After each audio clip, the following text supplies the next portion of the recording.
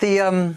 argument that you made in print in this latest essay that you just published about restoring faith in American competence, not just America's desire to play a leading role in world affairs and to play a protective and beneficial and supportive role to our allies, but our ability to do so,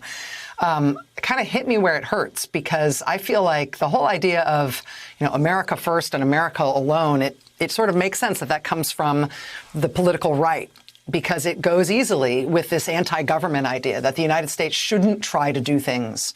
around the world, and we shouldn't even try to do things necessarily to help our own people, because government is inherently incompetent and inherently bad, and therefore the real role of government should be quite small and people should fend for themselves. That's a self-fulfilling prophecy if you bring that role into governance, and if you spend 4 years hollowing out, denigrating, and perverting the use and function of important U.S. government agencies. I'm worried, and I have to ask, how worried are you that the Trump administration has hobbled the ability of the U.S. government to do right, to do well when it comes to things like distributing a vaccine or being a responsible member of an international treaty? Well, the case in point, of course, is the response to the pandemic, and no single event, I think in recent, at least, American history has done more visible damage to America's standing in the world than having such a high per capita infection and death rate. For this is the country of Silicon Valley, the country of Henry Ford and Steve Jobs and the man on the moon and the Berlin landing.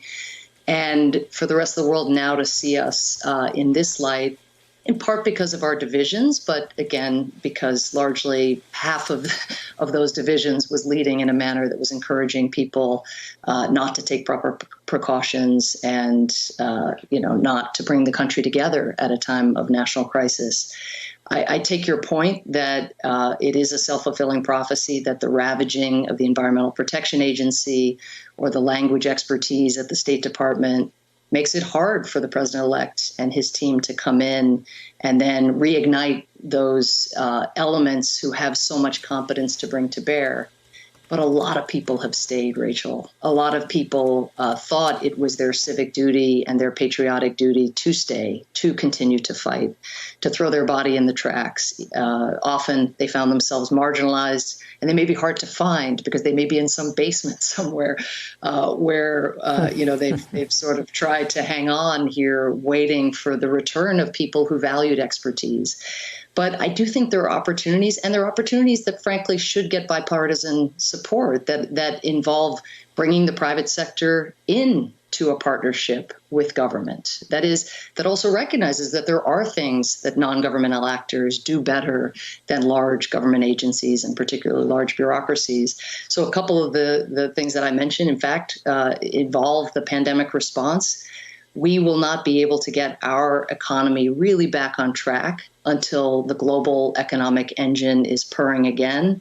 That will not happen as long as people are dying of this virus and this pandemic in developing countries where our supply chains extend and our trade links reach into. And so it's in our interest to be part of a large burden-sharing effort to get the vaccine to poor countries. Yes, we've ordered 800 million vaccines for the American people, and of course, keeping the American people safe is the commander-in-chief's responsibility, but so too is getting America back to work. And so there's an example where partnering with private foundations, of course, like Bill Gates, but also these same companies who are making the vaccine, along with returning to the World Health Organization, COVAX, this global vaccine alliance, there's a way to be back at the table and showcasing what America has to offer, well beyond restoring this or returning to that, doing something new and fresh and meeting people in their hour of great need. I also think education and our universities, what a way to showcase what America still has to offer in terms of intellectual capital than to welcome back international students, which, by the way, is a huge source of income for our economy. When we don't have a pandemic, nonetheless, Trump allowed those numbers to begin to fall substantially, and for Biden to make that a priority again. 20% of African leaders today, Rachel, have been educated in some form at an American university. I mean, that is a gift that keeps on giving, well and apart